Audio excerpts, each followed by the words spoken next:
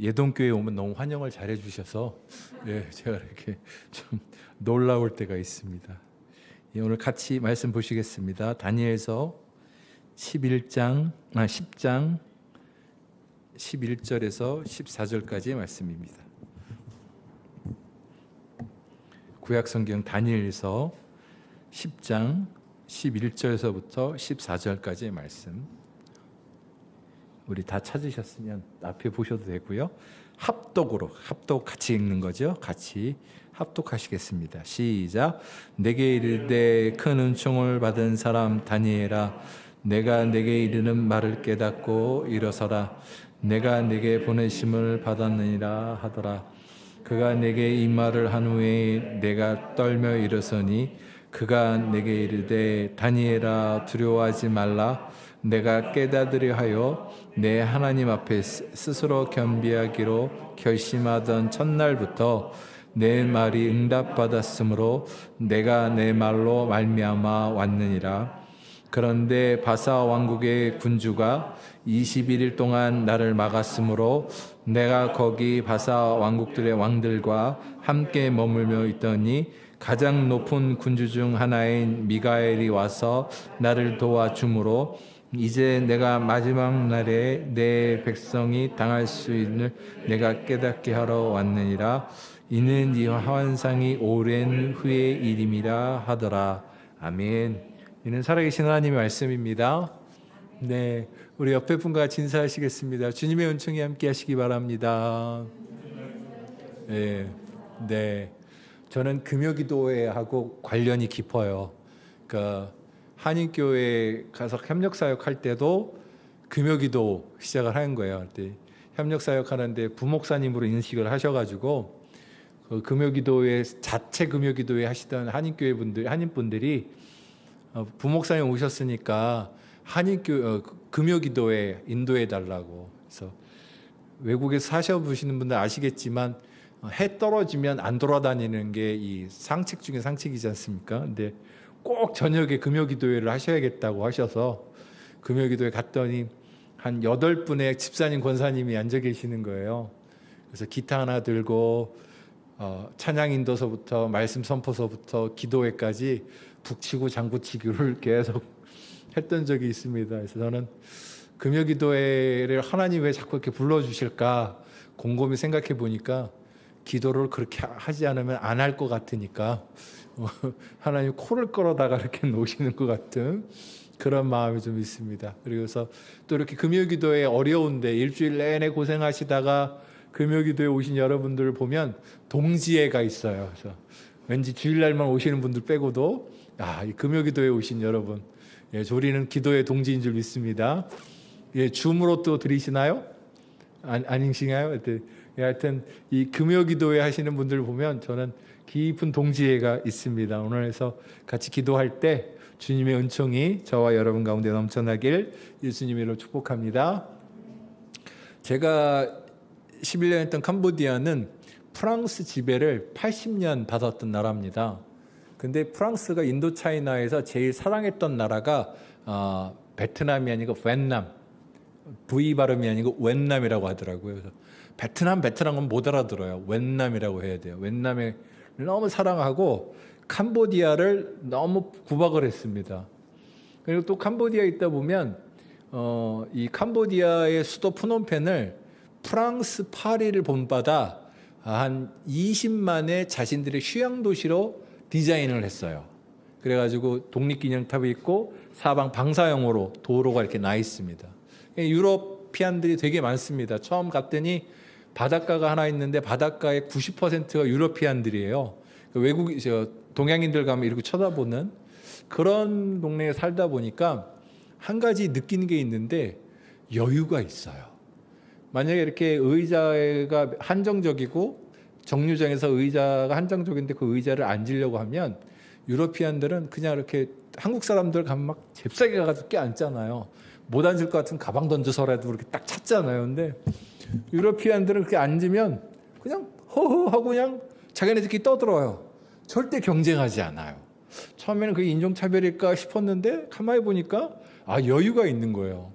그리고 그 유러피안 선교사님들하고 친구가 돼가지고 이렇게 얘기를 해보니까 그분들이 하시는 말씀이, 왜 너희들은 놀러 와서 아침에 일하는 거 마냥 새벽 7시부터 그렇게 눈이 뻘개가지고 다니니? 그러는 거예요. 그래서 아니 그럼 놀러 온 3박 4일 동안 많이 다녀야 되니까 이래야지 했더니, 아니야, 휴가는 15일 정도로 잡아가지고 그냥 아침에 일어나고 싶을 때 일어나고 먹고 싶을 때 먹고 그게 휴가지, 어떻게 니들은 일하러 왔냐 여기? 그러더라고요. 그래서 그런가?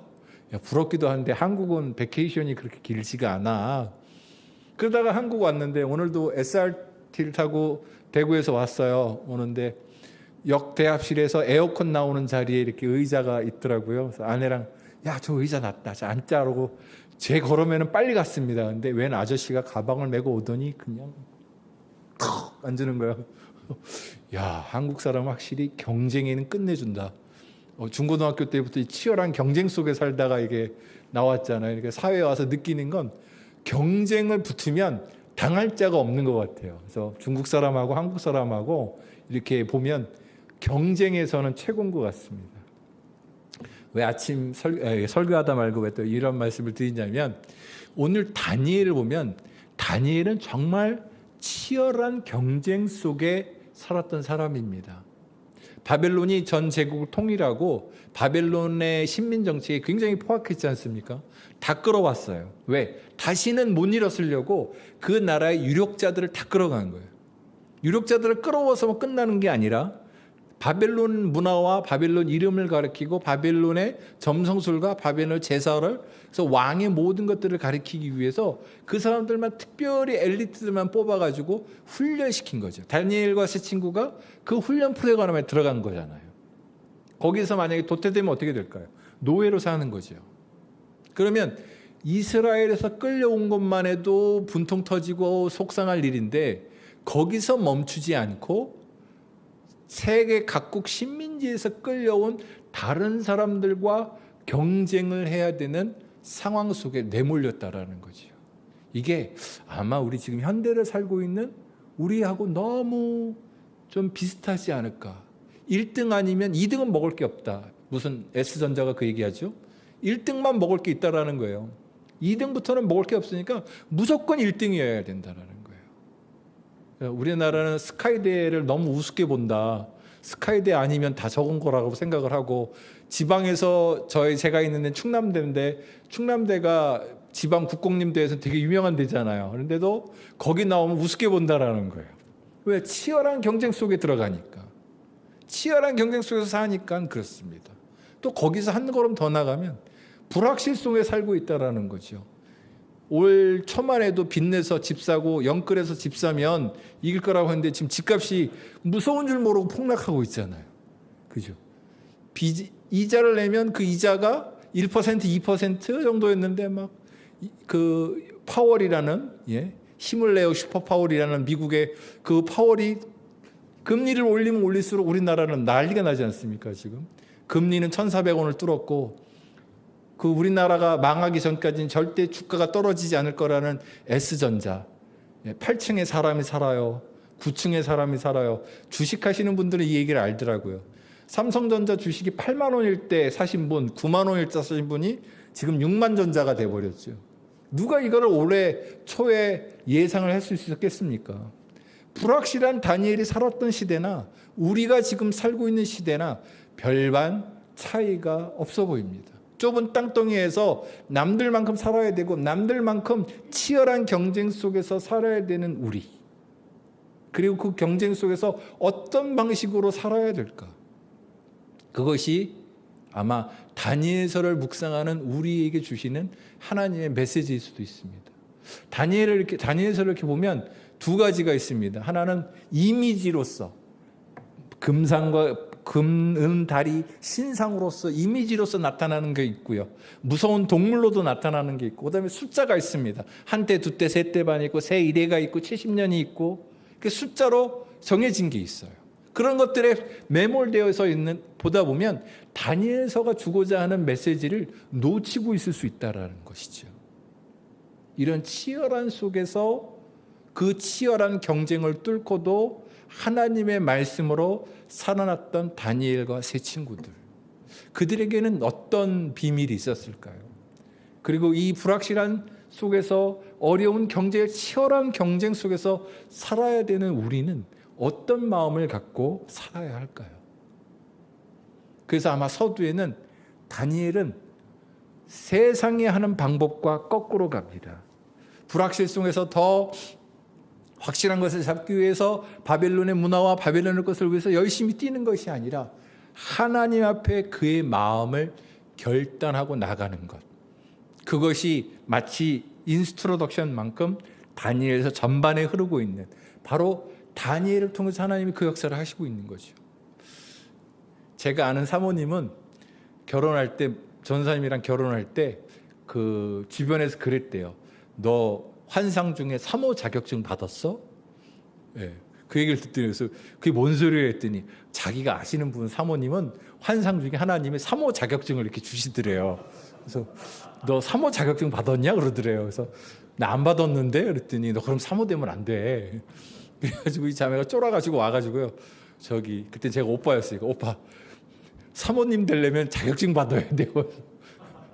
그건 또 뭔 소리냐, 신박한 소리다야. 예. 우리는 이 칼빈주의가 있어서 하나님이 너를 택해서 특별히 뽑아내지 해야만, 선택을 해야만 어떤 일이 있다라고 생각하는데, 성경을 보면 반대로 믿음의 결단이 하나님을 움직이고 기적을 이끌어내는 역사가 있을 수 있다라는 거죠. 이게 대표적인 인물이 바로 다니엘이었습니다. 주님을 감동시키는 것, 주님 앞에 나아가 주님의 뜻대로 살겠다라고 결단하는 그 마음. 이 다니엘이 불확신 속에서 확실함으로 나아가는 가장 큰 키워드가 아니었나라는 것이지요. 저 같은 사람은 그게 좀 널널한 데서 10년 살다가 한국 들어오니까요, 막 복잡해 죽겠어요. 차도 이렇게 가면 거기는 우회전에 이렇게 신호가 들어와야 우회전을 할 수 있거든요. 그러니까 한국에서는 우회전에서 신호하고 기다리면 뒤에서 빵빵 빠방빵 얼마나 크게 그러는지요. 그리고 독일 3사 마크 달린 차가 있으면 얌전해져야 돼요. 절대 그 차랑 붙으면 안 돼. 뒤로 이렇게 가야 되고. 저 같으면 한국 사회에서 적응을 살기 너무 어려운 것 같아요.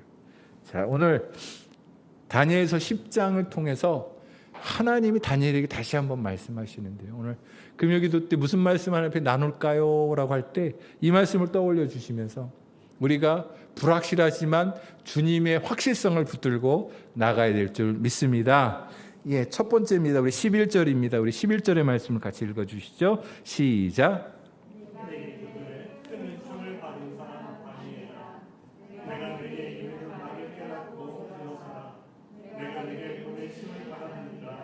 아멘. 거기까지요. 예. 다니엘서에 보면 다니엘에게 하시는 말씀이 있습니다. 무엇입니까? 큰 은총을 받은 자요. 세번역 성경에 보면 하나님의 큰 사랑을 받은 자요. 하나님이 어떤 특별한 사람을 불러서 부르시기도 하지만 요한 웨슬리 목사님 말씀하신 것처럼 모든 사람에게 길이 열려 있는 선제적 은총이 있는 거예요.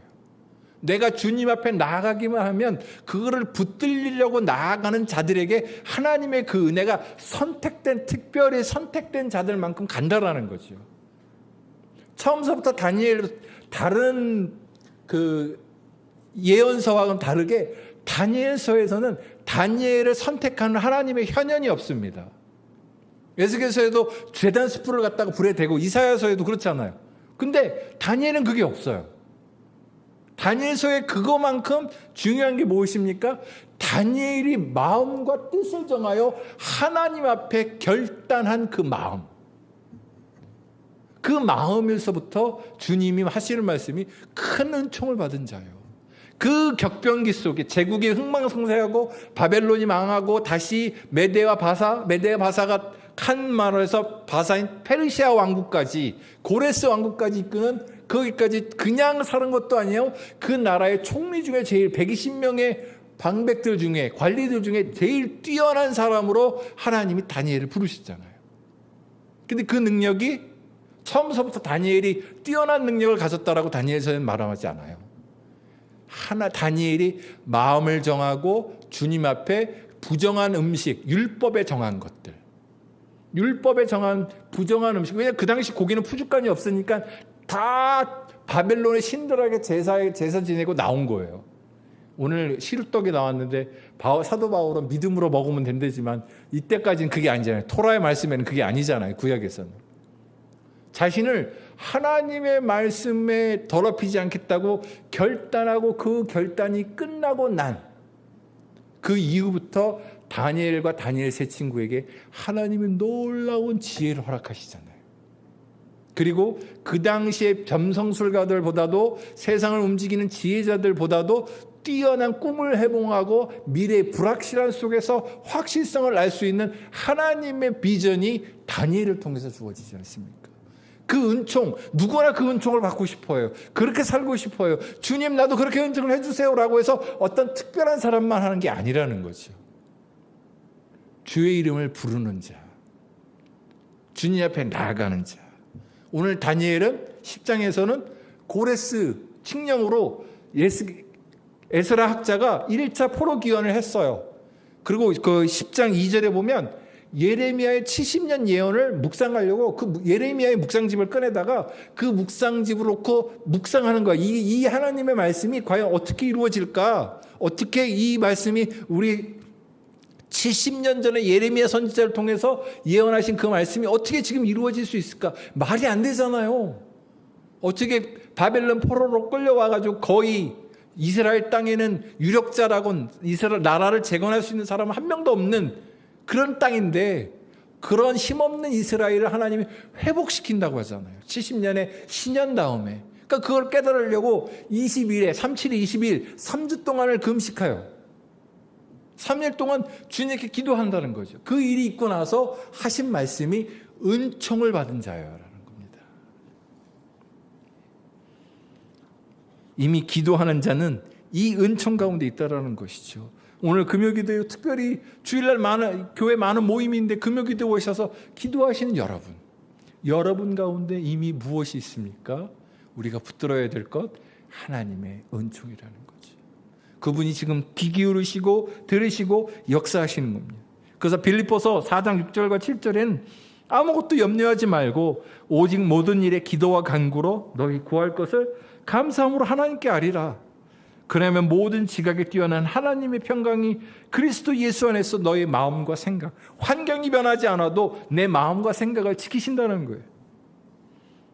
마태복음 18장 19절과 20절에는 내가 진실로 너희 두 사람이 땅에서 합심하여 무엇이든 구하면 하늘에 계신 내 아버지께 저희를 위하여 이루게 하시리라.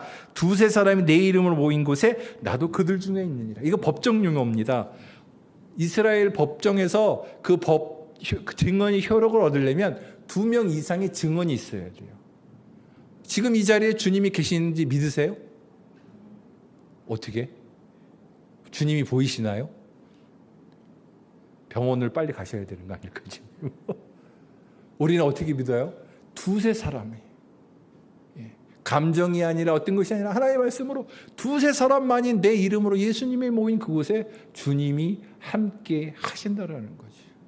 주님 앞에 나갈 때 믿음으로 나아가라는 것입니다.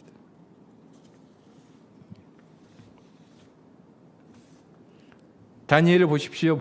풀무 가운데 또 사자굴에 던지기도 하고 바벨론에 끌려와서 베드사살이라고 이름도 바꾸고 여러 정복지에 끌려온 다른 나라 사람들과 치열한 평생 경쟁 속에서도 주님이 흔들림 없이 의지하고 있습니다. 그것이 바로 다니엘 9장 23절에도 은총을 받은 자유가 또 나옵니다. 근데 9장 2절에 보면 70년의 예루살렘의 회복의 예언을 깨달으려고 초상의 제도를 9장 1절부터 쭉 회개하고 있어요. 그때 가브리엘 천사가 나타나서 은총을 받은 자요라고 얘기하고 있습니다.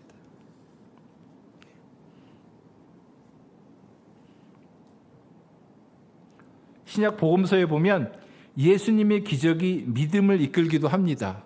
근데 그렇게 믿음을 이끌었던 사람들은 대부분 십자가에서 배반하죠. 근데 반대로 예수님이 이스라엘 사람이 아닌데 그 믿음을 칭찬한 사람들이 있습니다. 지붕을 뚫은 중풍병자와 네 친구들이고요. 가나안 여자의 귀신 들린 그 딸에게 그 개들도 주인의 밥상에서 부스러기 떨어뜨리는 걸 먹나이다라고 했던 이방 여인. 그 자신의 부활을 위해서 간구하는 이탈리아의 백부장. 이들을 보면서 예수님 뭐라고 하세요? 이스라엘에서 이만한 믿음을 본 적이 없다. 주님의 기적, 주님의 놀라운 역사는 주님께서 선택하셔서 하시는 것일 수도 있지만 때로는 우리가 주님 앞에 다니엘처럼 마음을 다하고 뜻을 다하기 시작할 때 주님께서 그 역사를 이루어 주신다라는 것입니다. 두 번째입니다. 12절입니다. 우리 12절의 말씀 읽어주시죠. 시작. 내가 이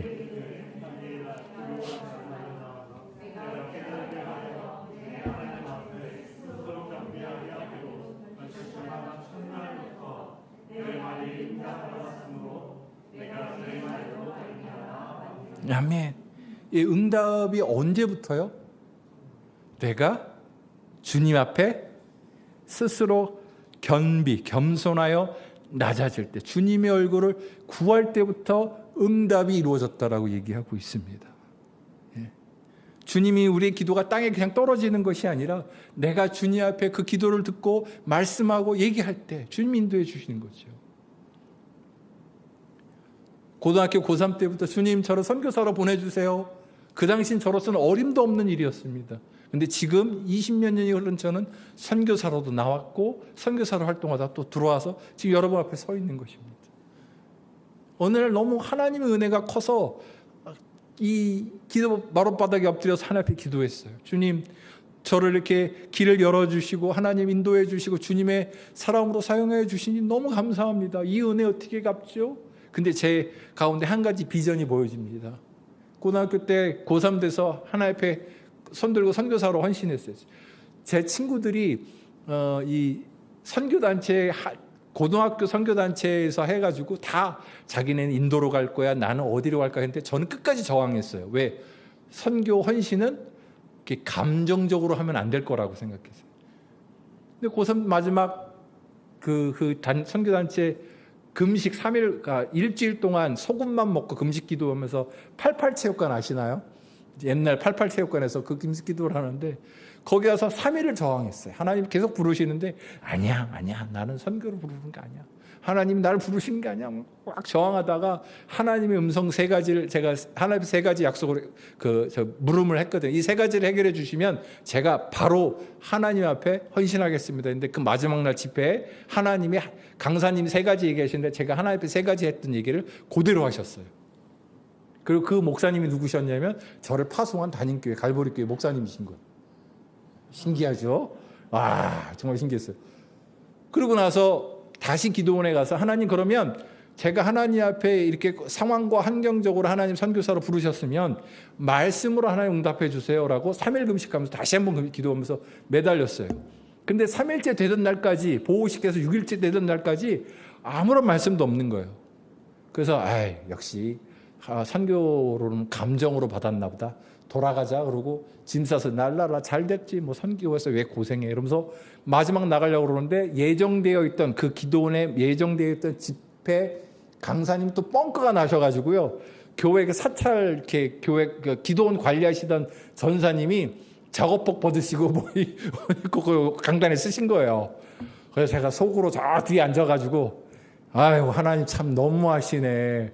아니 제가 저를 선교사로 안 부르시려면, 내 친구들은 다 불러가지만 안 부르시려면 차라리 그냥 좋게 하시지, 은혜라도 받게 하시지, 하나님 뭐야 그러면서 그런 교만한 마음이 있었어요.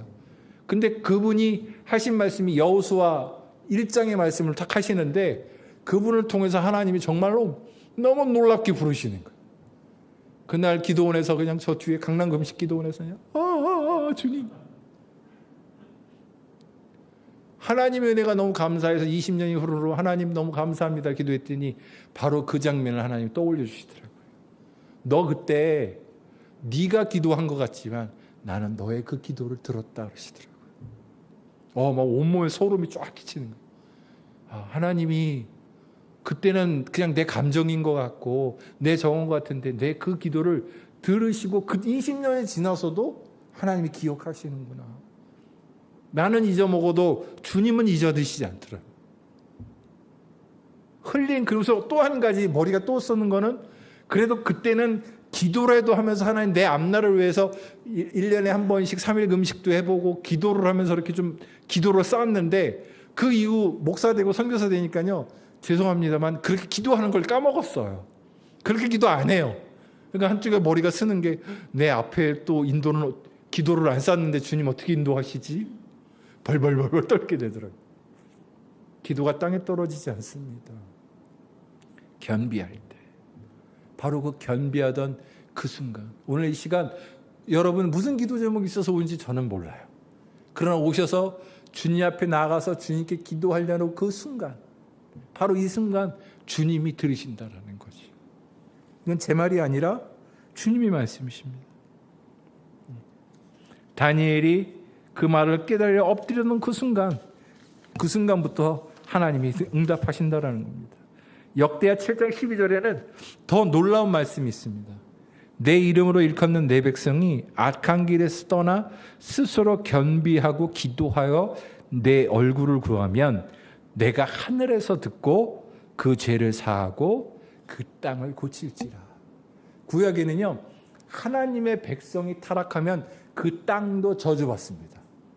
아담과 하와가 타락하니까 이 온 천지 만물이 타락해서 엉겅퀴를 내고 땀을 흘려야 먹을 수 있고 여자는 해산하는 수고를 갖고, 그러니까 인간의 타락뿐만이 아니라 모든 피조물의 타락이 인간의 타락으로부터 시작이 돼서 오잖아요. 그러니까 그리고 하나님이 아브라함을 불러서 땅의 약속입니다. 내가 반드시 그 땅으로 돌아가게 하리라. 그리고 그 땅, 그 은혜의 땅은 하나님의 말씀, 토라의 말씀을 듣고 지킬 때는 그 말씀이 보존되고 번영할 건데, 그 말씀을 벗어나고 우상 숭배하고 하나님의 길을 덜어나면 하나님이 그 땅에서 킥 해버리자. 그게 이스라엘 백성이 포로기로 잡혀간 동안 하나님 앞에 들었던 말씀, 메시지인 거죠. 에레미야를 통해서, 이사야 선지자를 통해서 땅의 신학이에요. 저주받은 땅, 너의 죄악으로 인하여 너의 관영함으로 인하여 받은 그 저주받은 땅이 기도함으로 견비함으로 내가 듣고 그 땅을 고칠지라라는 것이. 할렐루야. 우리의 기도가 견비하여서 하나님의 얼굴을 구하는 것이었는데 주님이 그를 듣고 우리의 저주받은 땅, 탕폐한 땅, 그 땅을 고쳐주신다는 거예요. 이게 견비해서 하나님의 얼굴을 구하는 놀라운 하나님의 신비인 줄 믿습니다. 마지막입니다. 우리 13절입니다. 13절의 말씀 읽어주시죠. 시작.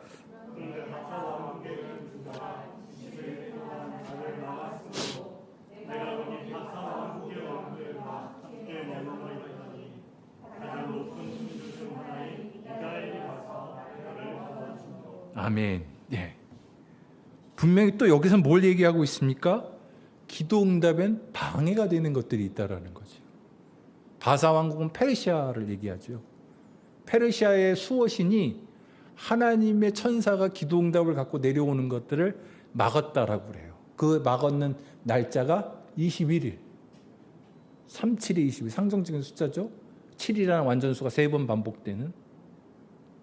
근데 하나님의 역사는 막지 못했어요. 21일 후에 당도를 했잖아요. 만약에 다니엘이 하나님의 음성을 듣고 하나님의 말씀을 듣고 21일 전에 포기를 했다면 아마 이 음성과 이 일은 일어나지 않을 수도 있었겠죠. 분명히 우리에게 보여주는 영적인 것이 무엇입니까? 기도 응답에 하나님과 우리와의 관계를 하는 기도의 그 얼굴의 관계에서는 방해하는 것들이 존재한다라는 것입니다. 하나님의 역사가 로또처럼 그냥 짠 하고 나오면 좋겠죠. 그래서 어느 목사님이 그러시더라고요. 로또 1등이 당첨되면 그 1등 당첨된 종이를 들고 주의 제단 앞에 와서 그렇게 기도하래요. 주님 왜 나를 버리셨습니까? 그 돈 있어봤자 주님 은혜가 아니라는 거죠. 왜 나를 버리셨습니까? 글쎄 전 그렇게 기도할 자신이 없네요. 요즘 때. 하나님의 역사가 갑자기 짠 해가지고 급속도로 이루어지는 것 같지만 창세기를 보십시오. 하나님의 창조의 섭리가 어떻게 했습니까? 혼돈, 카오스에서 코스모스, 질서의 세계로 나아가는 거예요. 빛과 빛을 창조하시고 빛과 어둠을 나누시고 하늘과 궁창을 나누시고 무틀 한쪽으로 모으시고 바다의 새와 어리와 이것들을 순서적으로 만들어 가시는 거예요. 그 보시기 뭐라고요? 보시기 아름다웠더라. 하나님의 역사가 우리의 삶이 카오스 같고 우리의 삶이 혼돈인 것 같고 우리의 삶이 엉망진창이에요. 그렇지 않으면 하나님 앞에 기도 안 하죠. 우리가 그만해서. 근데 그 엉망진창인 가운데서도 하나님이 어디로 가요? 주의 얼굴을 구하고 기도하고 주님 나의 삶을 주 앞에 의탁하며 나아갈 때 코스모스의 세계로 나아간다는 거죠. 반대로 아담과 이브가 하와가 죄를 짓고 죄가 관영함으로 인해서 홍수 위에 사람의 수명이 줄어들고 세상에 더 죄악이 관영함으로 가는데 점점 하나님의 역사는 순간적일 수도 있지만 점진적이기도 한다는 거죠. 그 금요기도에서 기도하시던 분들 지금 이거 녹화되는 건 아니죠? 방송 송출되는 건 아니죠? 중에 그분이 보실 일은 한인 사회에 가면 한인 사회에서 제일 조심해야 될 금기 사항이 몇 가지 있습니다. 현지인보다 한국 사람 조심해라. 한국 사람이 제일 많이 사기치고 제일 도와주려고 붙었던 친절한 사람이 사기를 많이 쳐요. 그리고 한국같이 그 사업이 여기서 잘 선진적인 아이템을 갖고 못 사는 나라 가면 이 아이템이 금방 퍼질 거야 하는데 그 사람들도 바보가 아니잖아요. 그러니까 나름대로 그 사람들도 일을 해요. 처음에 여기 사업 아이템 갖고 와가지고 열심히 일을 하고 했는데 사기도 당하고 경험도 부족해가지고 사업도 망하고 자기의 은퇴 자금 다 모았던 거 올인했는데 끝나버리고 그래서 그쪽 파트너는 자살해버리고 매일 아침마다 현지 빚쟁이들이 전화해가지고 빚 갚으라고 그러고 권총 들고 앞에 나와가지고 집 앞에 나와서 빚 안 갚으면 너 다 싸 죽여버리겠다고. 이런 분들이 한인교회에 오셨어요. 이제 그분들은 더 이상 방법이 없어요. 한국에서 돈 빌릴 때 다 빌렸고 그 한인 사회에서 소문 날 대로 다 사서 이제는 더 이상 망해서 더 이상 할 수 있는 길이 없는 그런 분들 7-8명이 금요기도를 시작하시는 거예요. 처음에 가서 왔는데 너무 목회자로서 가슴이 아프더라고요. 하나님, 이분들을 도와주셔야 되는데 거기서 무슨 적이 있겠습니까? 이분들이 근데 희망인 건 당신들이 스스로 모여서 7-8분들이 기도해야 하는 거예요. 그 금요기도가 시작돼가지고 매주마다 기도만 하면 우세요. 얼마나 서럽게 우시는지 몰라요. 또 하나님의 은혜가 있어서 우시기도 하지만 너무 힘들어서도 우시기도 하고 하나님 저분들을 어떻게 인도해 주시나요? 근데 지금 10년이 지난 지금 그분들의 삶의 면면을 보면 그 어려웠던 상황들을 다 웃으면서 이야기하실 수 있을 정도의 상황으로 반전이 됐습니다. 할렐루야. 우리의 기도가 멈추지 말고 점진적으로 역사하시는 하나님을 바라보며 지속적으로 해야 되는 기도. 기도를 방해하는 것들도 있고 하나님의 역사는 점진적이기도 하고 그래서 우리의 기도는 끊임없이 끊기지 않고 끈질기게 기도해야 되는 줄 믿습니다. 그래서 과부와 불의한 재판장에서도 그 얘기 하잖아요. 끊임없이 하는 기도. 내가 하나님도 두렵지 않고 다 두렵지 않은데 저 과부가 매일 와가지고 문 두드리니까 나는 너무 속상해서 너무 못 견디게서 내가 저 과부의 소원을 들어주리라. 오늘 이 밤 주님 앞에 기도 제목 갖고 축복기도로 또는 개인 기도로 나오신 여러분들 가운데 주님의 은총 받은 자요 겸비하여 기도하는 자요 지속적으로 기도하는 방해를 이기고 어둠을 이기고 승리하시는 저와 여러분이 되시길 예수님의 이름으로 축복합니다.